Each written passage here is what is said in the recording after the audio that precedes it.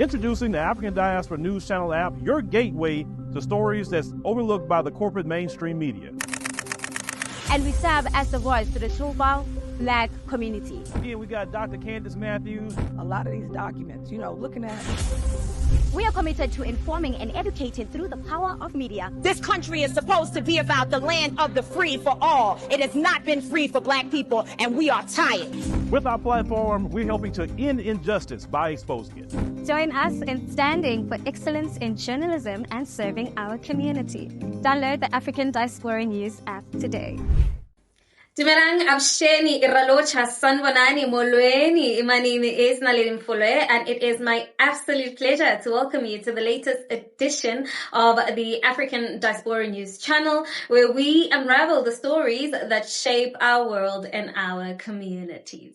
Today, we're turning our attention to a growing crisis in Hartbeespoort in northwest of South Africa, which is a town that's both a tourist hotspot and sadly now a battleground for racial tensions. Now, recently, Hartbeespoort has become a flashpoint for racial conflicts. Just last month, a series of attacks targeting Black-owned businesses has occurred. Now, the most recent victim was Bubbles Restaurant, which was a popular Black-owned eatery. It unfortunately now stands in ashes. Now, this isn't an isolated incident, though. Another Black-owned restaurant faced a similar fate just before that one. Now, both these incidents have led to the owners to claim that the white residents are actively trying to drive them out of business. Let's have a look. So there's a Black-owned resort called Bubbles at Hartbeespoort Dam. It was recently set alight by a bunch of Afrikaners that try to push them out of the area in Hartbeespoort. There's been racial tensions between the Afrikaner community that didn't want Black-owned businesses in the community for years, and this has now resorted into arson. According to the article that I read, this is not the first time this has happened either. There was a case of another Black-owned restaurant that was burnt down a month ago as well. And various other business owners, Black business owners within the Hartbeespoort community, have said that they have endured abuse from locals in the last few years. Now, keep in mind, Hartbeespoort, Schoemansville area is a majority white Afrikaans-speaking community. The white community has openly said that the Black business owners do not belong in the area.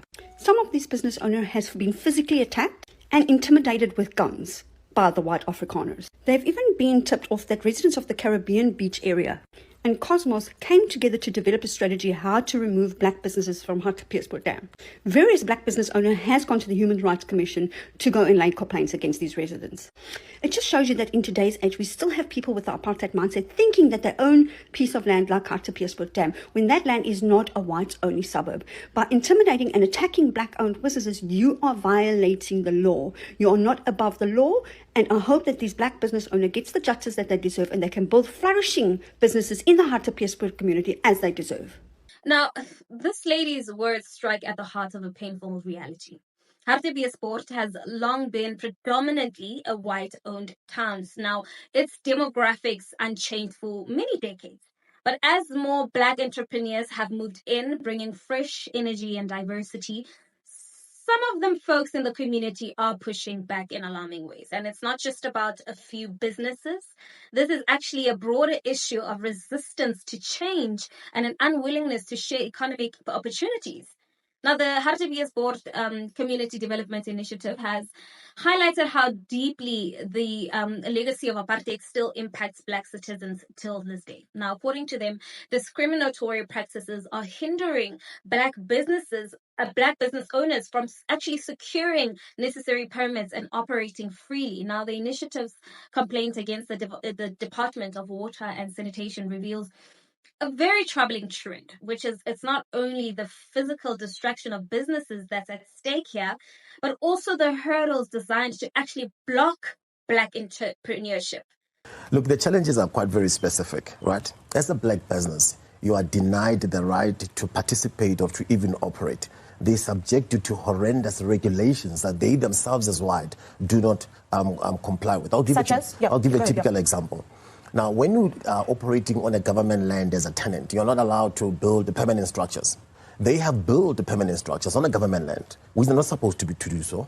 They have built harbors on the shoreline of the dam, which they're not supposed to do so. They have to apply for permission to be able to do that. They have built golf courses, and when you come as an unsuspecting client to buy a house in Hartbeespoort, you get told you are buying in a golf estate and automatically doubles the value of your house. But they don't tell you that the land where they build a golf course is stolen land. They've illegally occupied that land. They've not paid 1 cent for it.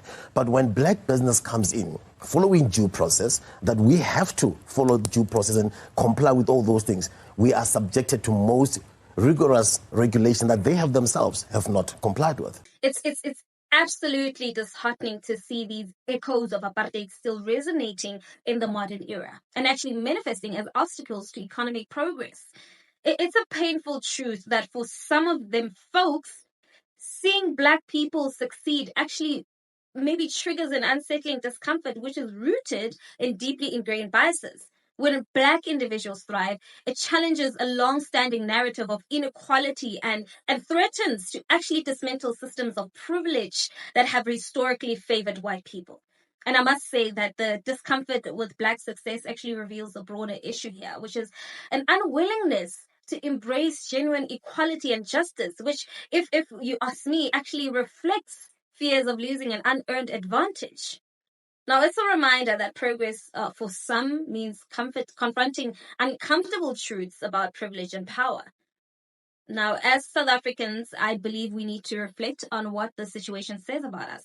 Are we truly moving forward, or are we just reshuffling old injustices in new forms? Now, Hartbeespoort's turmoil serves as a reminder that progress is not only about economic growth, but also about healing and inclusion. What can we do to ensure that every entrepreneur, regardless of their race, can operate without fear and thrive without being undermined? Now, I believe it's up to all of us to actually stand against such divisive actions and actively work towards a truly equitable society.